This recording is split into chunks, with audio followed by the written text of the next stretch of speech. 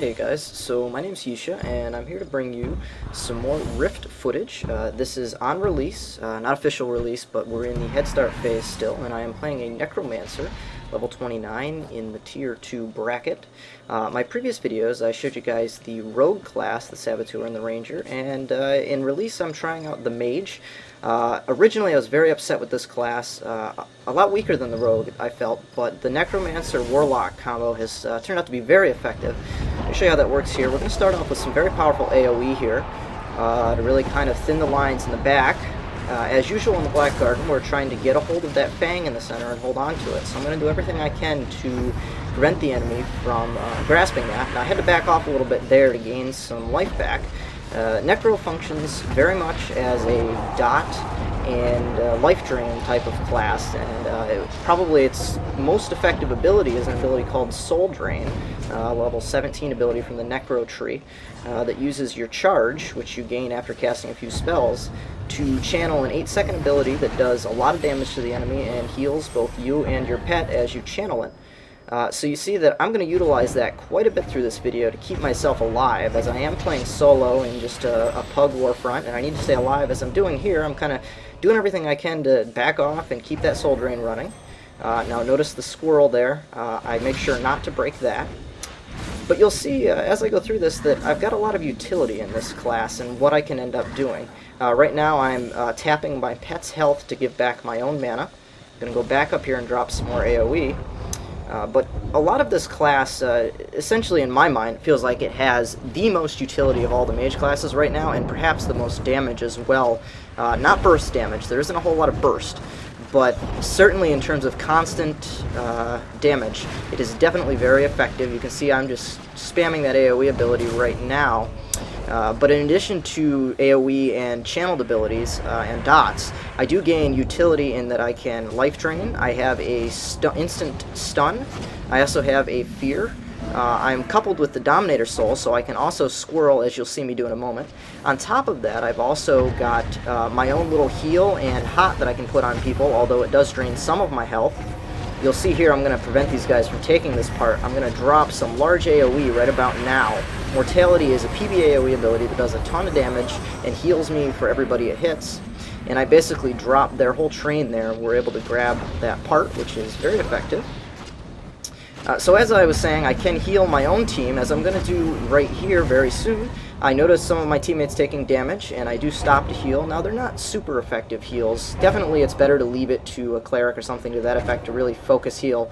But it's nice as a kind of an off thing to throw. If you see somebody that's in trouble and you've got the spare chance to do it, definitely give it a try. I'm actually going to use it here to try and save the part carrier, since again I don't really trust pugs. I'm going to do everything I can to kind of try and assist that fang carrier. So I do drop some more heals on him. You just have to make sure you've got some of your own life tap dots up, or at least that you've got charge enough to use your soul purge soon after healing so that you can get back your health and you don't leave yourself too vulnerable. So as you can see, I am soul purging there again, gaining back all of my life.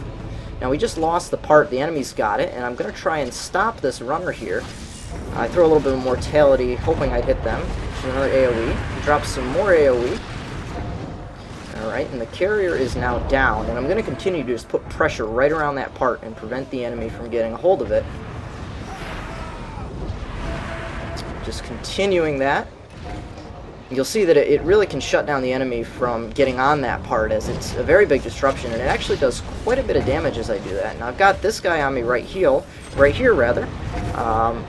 and again, this Mage Soul is about the only one that's going to survive the kind of damage of another melee person beating on you. Any other Mage Soul, unfortunately, besides the Chloromancer, is going to have quite a bit of difficulty. And it's, in my opinion, my hope that Treon does something about making the other souls more effective. But for now, this class is a blast. And as you've seen through this video, hopefully, the utility that I have to shut people down, just keep up constant damage, and even save myself from death on this very squishy class is a great asset, and I would certainly recommend this spec to anybody at this state in the game. Not only is it great for PvP, it is absolutely excellent for PvE, since you can take on numerous mobs at a time, and I play on a PvP server, so it also provides the chance for me to actually live and hold my own, and try and survive from getting ganked, which is something that does happen quite a bit. Some of the other abilities that will prevent ganking, I do have some other bonus abilities from the Warlock line, such as one on a 3-minute cooldown that will double my life and heal me for the amount that I just increased my health. So take, for example, the break free line. If you get jumped by a rogue, you can break free and pop that to give yourself a fighting chance after you've just been bursted by a rogue. I'm going to hop back in here and do some more AoE. Notice there I got interrupted a little bit, and you just got to keep an eye on your health when playing any class really, but especially a mage, because if you're not careful you will drop extremely fast. So you need to make sure you're paying attention, and luckily on the Necro you are able to get your life back, so take advantage of that. I do stun that guy.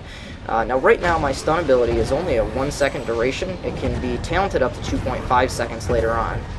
But I even throw it for 1 second because it really can just throw off the enemy, which is what I love about it. If you've been stunned in Rift, you'll notice that it's a very disorienting feeling. The screen goes all fuzzy and the sound goes wacko. So even if it's only a very short duration, it really can kind of harm the morale of an enemy, and they'll lose focus on what they were doing, which is part of the reason that I'll use it almost every chance I get to really just kind of throw the enemy off guard and give me the edge.